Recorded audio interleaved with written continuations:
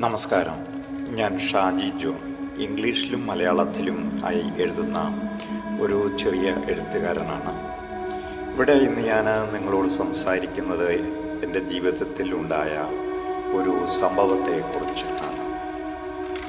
ഞങ്ങളുടെ വീട് ഇടുക്കി ജില്ലയിലെ ഒരു കുഗ്രാമമായിരുന്നു. എൻ്റെ ചാച്ചൻ്റെ കച്ചവടത്തോടുള്ള താല്പര്യം നിമിത്തം ശാന്തിഗ്രാമിൽ നിന്ന് ഇടിഞ്ഞ മലയിലേക്കുള്ള റോഡരികിൽ ഏതാനും സെൻറ് സ്ഥലം വാങ്ങിക്കുകയും തടിപ്പാളികൾ കൊണ്ട് മറയ്ക്കപ്പെട്ട 2 കടമുറികളും പുറകിൽ മണ്ണ് ഇഷ്ടികൾ കൊണ്ട് ഞങ്ങൾക്ക് താമസിക്കുവാനുള്ള ഏതാനും മുറികളും ഉണ്ടാക്കി. 1975 വർഷമാണ് എന്ന് ഞാൻ വിചാരിക്കുന്നു. എനിക്ക് അന്ന് 6-7 വയസ്സായിരിക്കും പ്രായം. ചാച്ചൻ്റെ പലചരക്ക് കച്ചവടം പൊട്ടിയപ്പോൾ ഞങ്ങൾ കുട്ടികൾക്ക് കിടക്കാൻ ആ കടമുറി കിട്ടി. ഞാനും എൻ്റെ നേരെ മൂത്ത ചേച്ചിയും ആണ് അവിടെ കിടന്നിരുന്നത്. അന്ന് ഞങ്ങളുടെ ആ പ്രദേശങ്ങളിൽ വൈദ്യുതി ഉണ്ടായിരുന്നില്ല. അതുകൊണ്ട് മണ്ണെണ്ണ വിളക്കായിരുന്നു വീടുകളിൽ ഉപയോഗിച്ചിരുന്നത്. 2-3 ഞങ്ങളുടെ വീട്ടിലും ഉണ്ടായിരുന്നു. അതുകൊണ്ട് ആവശ്യമുള്ളിടത്തേക്ക് എടുത്തുകൊണ്ട് പോകണമായിരുന്നു. അന്നേ കാലത്ത് ഒരു 7:30 ആകുമ്പോഴേക്കും എല്ലാവരും ഉറങ്ങാൻ പോയിരുന്നു. ഞാൻ കിടന്നിരുന്ന ആ കടമുറിയുടെ 2 വശവും പലകൾ കൊണ്ടായിരുന്നു മറച്ചിരുന്നത്. ആ പലകകൾക്ക് ഇടയിലുള്ള വിള്ളലുകളിലൂടെ അകത്തുനിന്ന് പുറവും പുറത്തുനിന്ന് അകവും കാണാമായിരുന്നു.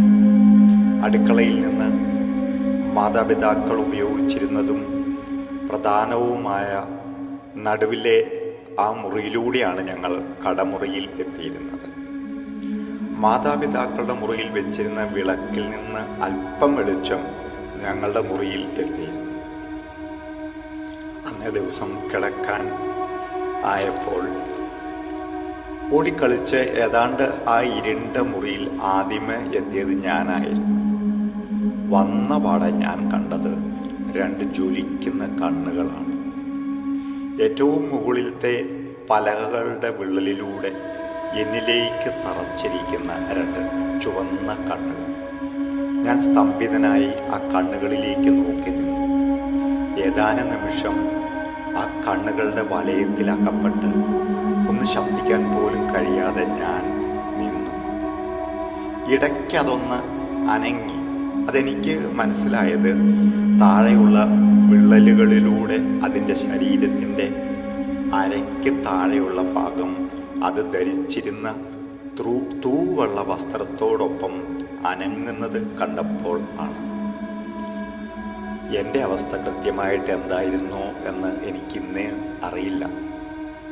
ഉള്ളിൽ ഭയമായിരുന്നു, ഒരു ഞെട്ടലിലായിരുന്നു, അതോ ഒരു കുട്ടിയായിരുന്നത് കൊണ്ടുള്ള അറിവില്ലായ്മയായിരുന്നോ എന്തോ ഇന്നെനിക്കത് അറിയില്ല. എന്താടാ നീ ഇങ്ങനെ നിൽക്കുന്നത്? പെട്ടെന്ന് പായും തലേണയും ഒക്കെയായി പുറകിലത്തെ വാതിലിലൂടെ അകത്തേക്ക് വന്ന ചേച്ചി ചോദിച്ചു. ഞാനൊന്നും പറയാതെ പെട്ടെന്ന് തലതിരിച്ച് ചേച്ചിയെ നോക്കി. ചേച്ചി കട്ടിൽ പാവിരിക്കുകയായിരുന്നു. ഞാൻ വീണ്ടും തലതിരിച്ച് ആ കണ്ണുകളിലേക്ക് നോക്കിയപ്പോൾ അതിൻ്റെ ആ ജ്വലിക്കുന്ന കണ്ണുകൾ ചേച്ചിയിലായിരുന്നു. പക്ഷെ അത്ഭുതമെന്ന് പറയാം, ചേച്ചിക്ക് ആ കണ്ണുകൾ കാണാൻ സാധിച്ചില്ല. ചേച്ചി എന്തോ വീണ്ടും പറഞ്ഞപ്പോൾ ഞാൻ ചേച്ചിയിലേക്ക് വീണ്ടും തലതിരിച്ചു. പക്ഷേ അപ്പോഴേക്കും ആ കണ്ണുകൾ അപ്രതീക്ഷിതമായി. നിനക്ക് എന്തു പറ്റി? ആരോ ഈ വിള്ളലിലൂടെ നോക്കി. ഞാൻ കണ്ടില്ലല്ലോ. നീ പ്രാർത്ഥിച്ചിട്ട് വന്ന് കിടക്ക. അടുത്ത ദിവസം അമ്മയോട് ഞാൻ ഈ വിവരം പറഞ്ഞു. ചേച്ചിയും പറഞ്ഞു ഞാൻ അങ്ങനെ പറഞ്ഞിരുന്നു എന്ന്. നിനക്ക് പ്രാർത്ഥനയൊന്നും ഇല്ലാഞ്ഞിട്ടാ ചെകുത്താൻ നിന്നെ സമീപിക്കുന്നത്. അവരാരും എനിക്കുണ്ടായ അനുഭവത്തെ ഗൗരവമായി കണ്ടില്ല. അടുത്ത ദിവസം ആ പിശാച് പ്രത്യക്ഷപ്പെട്ടാൽ നേരിടാനായി അവിടെ ഉണ്ടായിരുന്ന സൈക്കിൾ പമ്പ് നോക്കി വെച്ചിരുന്നു. ആ സൈക്കിൾ പമ്പ് എടുത്ത് ആ കണ്ണുകൾക്ക് നേരെ കാറ്റടിക്കുക എന്നതായിരുന്നു എൻ്റെ എളിയ ബുദ്ധിയിൽ തോന്നിയ പദ്ധതി. അടുത്ത ദിവസം എങ്ങനെ ആയിരുന്നുവെന്ന് ഞാനിപ്പോൾ ഓർക്കുന്നില്ല. ഒരുപക്ഷെ കുട്ടിക്കാലത്തെ കളികളിൽപ്പെട്ട് കാര്യം വിട്ടുപോയിരിക്കാം. ഇന്ന് വരെ പിന്നീട് ഒരിക്കലും പിശാചിനെ കാണുവാൻ ഇടവന്നിട്ടില്ല.